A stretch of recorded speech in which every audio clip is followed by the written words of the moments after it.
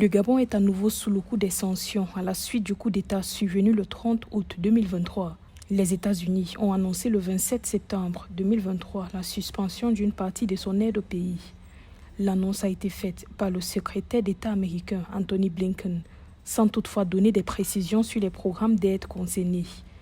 L'aide américaine au Gabon est temporairement suspendue en attendant un examen des circonstances qui ont provoqué le renversement d'Ali Bongo Ondimba, indique le gouvernement américain.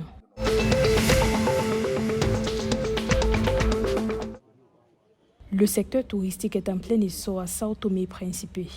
Le pays d'Afrique centrale a accueilli environ 20 000 touristes entre janvier et juin 2023, selon les données gouvernementales. Les données montrent également qu'au cours des dernières années, le plus grand nombre de visiteurs venaient du Portugal, de la France, de l'Angola, de l'Allemagne, de la Chine et du Gabon. En 2019, Sao Tomé et Principe avait accueilli près de 35 000 touristes, soit le plus grand flux touristique jamais enregistré selon l'Office du tourisme. Le pays pourrait atteindre un flux touristique record en 2023 selon les prévisions.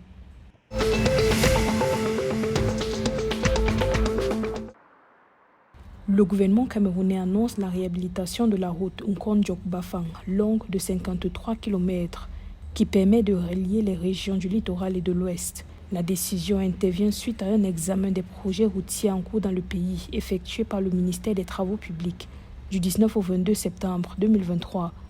Les travaux qui devraient commencer le 31 octobre 2023 coûteront près de 5 milliards de francs CFA à l'État camerounais selon le ministère.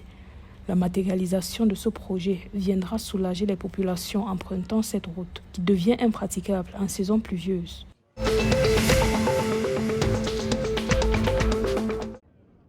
Au Tchad, le début officiel de l'année académique 2023-2024 est fixé au 2 octobre 2023. Le 28 septembre 2023, le ministre de l'Enseignement supérieur, de la Recherche scientifique et de l'Innovation, Tom Edimi, a tenu un point de presse pour marquer le lancement officiel de l'année académique dans les facultés, écoles et instituts à travers le pays.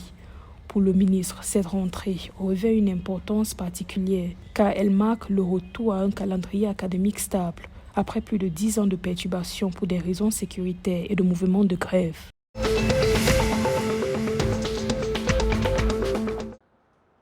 En 6 ans, plus de 16 000 survivants de violences sexuelles ont été soignés gratuitement par l'ONG internationale médico-humanitaire Médecins sans frontières dans la province du Kasaï central, en République démocratique du Congo. Le bilan a été dressé alors que l'organisation annonçait le 26 septembre 2023 à Kananga son désengagement du projet de prise en charge des survivants de violences sexuelles lancé dans la province du Kasaï central depuis 2017.